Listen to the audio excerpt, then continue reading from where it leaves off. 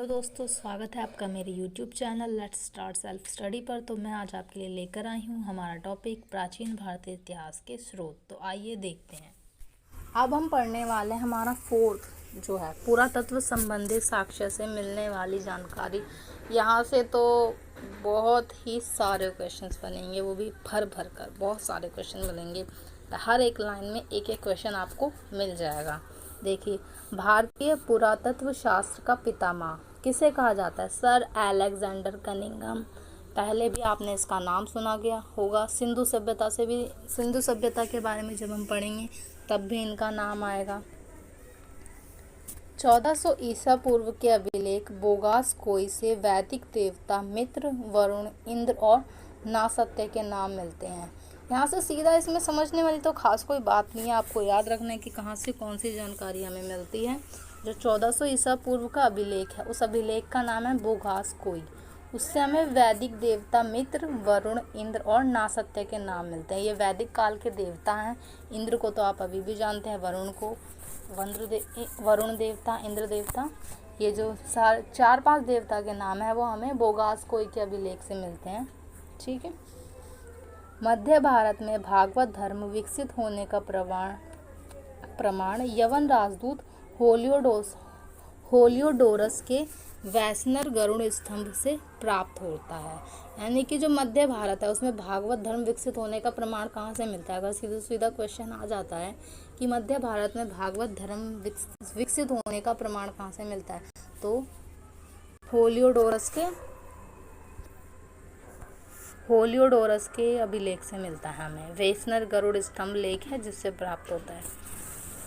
सर्वप्रथम भारतवर्ष का जिक्र हाथी गुम्फा अभिलेख में है।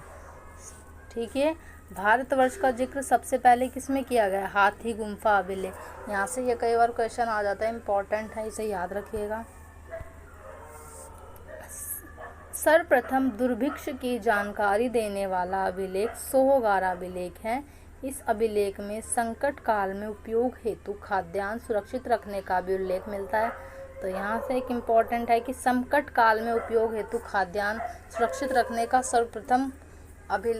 सर्वप्रथम जो जानकारी हमें कहाँ से मिलती है, तो वो कहाँ से मिलती है? हमें सोहगारा अभिलेख से। सर्वप्रथम भारत पर होने वाले भ्रूण आक्रमण की जानकारी भीतरी स्तंभ अभिलेख से मिलती है। सती प्रथा का पहला लिखित साक्ष्य एरन अभिलेख से मिलता है। देखिए, एरन अभिलेख है जो भानुगुप्त ने गुदवाया था, शासक का नाम है। सातवाहन राजाओं का पूरा इतिहास उनके अभिलेखों के आधार पर लिखा गया। ठीक है, कि उनके जो अभिलेख थे उसी के आधार पर लिखा गया है। जो उन्होंने अपने अभिलेखों में लिखवाया उसी को हमने सातवाहनों का इतिहास के रूप में देखा। रेशम बुनकर की श्रेणियों की जानकारी मंदसौर अभिलेख से प्राप्त होती है। ठीक है, जो रेशम बुनकर की श्रेणियां जो बनी हुई थी उसकी जानकारी हमें कहाँ से मिलती है? मंदसौर अभिलेख से। कश्मीर के नवपाषाणिक पुरा स्थल बुर्ज होम से गर्तावास का साक्ष्य मिलता है। गर्तावास का मतलब आप समझते हैं? गड्ढा घर, यानी कि जमीन में जो गड्ढा खोद के जो घर बनाते थे, इनमें उतरने के लिए सीढ़ियाँ होती थी। कहाँ से मिलता है इसका हमें साक्ष्य? नवपाषाणिक पुरा स्थल बुर्ज होम से, कश्मीर में है ये। प्राचीन सिक्कों को आहत सिक्के कहा जाता था और इसी को साहित्य में काशार्पण कहा गया। समझ गए होंगे। सर्वप्रथम सिक्कों पर लेख लिखने का कार्य यवन शासकों ने करवाया था। ये एक इम्पॉर्टेंट है कि सर्वप्रथम किसने किया था लेख लिखने का कार्य? यवन शासकों ने। समुद्रगुप्त की वीणा बजाती हुई मुद्रा वाले सिक्के से उसके संगीत प्रेमी होने का प्रमाण मिलता है। ठीक है, और यहाँ से देखिए, अरिकमेडु के पुडुचेरी, अरिकमेडु में से रोमन सिक्के प्राप्त हुए हैं। देखिए, हमारा जो पुडुचेरी के निकट है अरिकमेडु, उससे हमें रोमन सिक्के प्राप्त होते हैं, जिससे अनुमान लगाया जा सकता है कि उस समय भारत का रोमन से व्यापार चलता था, तभी तो यहाँ पर रोमन के सिक्के प्राप्त हुए हैं। देखिए, अब ये छोटा सा हमारा बॉक्स आ जाता है। इसमें देखिए, हमने ऊपर कई सारे अभिलेखों की बात की, तो वो अभिलेख किस किस शासक के टाइम पे या किस किस शासक ने लिखवाए थे उसका विवरण है। आप यहाँ से देख सकते हैं। हाथी गुम्फा अभिलेख, कलिंग राजा, जूनागढ़, रुद्रदामन, ये सारे लिखे हैं, इसको आप ध्यान से देख लेना, स्क्रीनशॉट ले सकते हैं आप। उत्तर भारत के मंदिरों की कला की शैली नागर शैली एवं दक्षिण भारत के मंदिरों की कला द्रविड़ शैली कहलाती थी। अब कई बार कंफ्यूजन हो जाता है कि याद कैसे रखें, उत्तर भारत की क्या थी और दक्षिण भारत की क्या थी। देखिए मैं आपको बताती हूँ दक्षिण भारत का द है, तो उसी हिसाब से द्रविड़ शैली द ठीक है, और बाकी नागर शैली है वो उसको आपको पता ही चल गया, वो उत्तर भारत की है, ठीक है। दक्षिणापथ के मंदिरों के निर्माण में नागर और द्रविड़ दोनों शैलियों का प्रमाण मिलता है, जिसे वेशर शैली कहते हैं।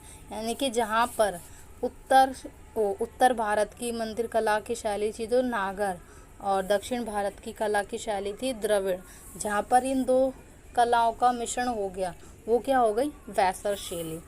और पंचायतन शब्द मंदिर रचना से संबंधित है। एक हिंदू मंदिर द पंचायतन शैली का कहलाता है जब मुख्य मंदिर 4 सहायक मंदिरों से घिरा होता है। मतलब मैं आपको समझाता, देखिए ये हमारा एक मेन मंदिर है, ठीक है।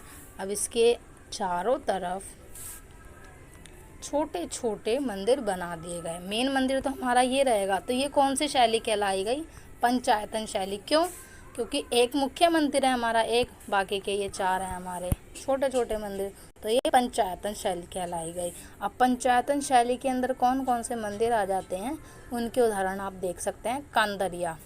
कंदरिया महादेव मंदिर, ये खजुराहो में है।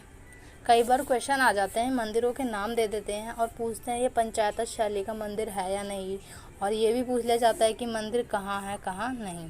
तो देखिए कांदरिया महादेव मंदिर खजुराहो में है। ब्रह्मोश्वर मंदिर भुवनेश्वर में है। लक्ष्मण मंदिर खजुराहो। लिंगराज मंदिर भुवनेश्वर।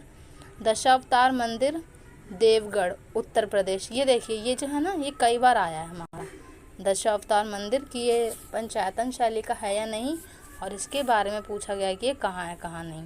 और गोंडेश्वर मंदिर ये है महाराष्ट्र में है।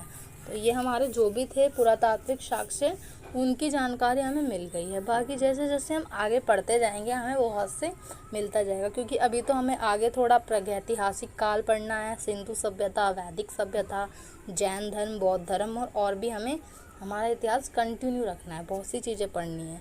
बाकी अगर आपको ये वीडियो अच्छी लगी हो और इन्फॉर्मेटिव लगी हो तो इस वीडियो को लाइक करें, अपने दोस्तों के साथ इसे शेयर करें, कमेंट करें और हमारे चैनल को सब्सक्राइब करना बिल्कुल भी ना भूलें। Thanks for watching.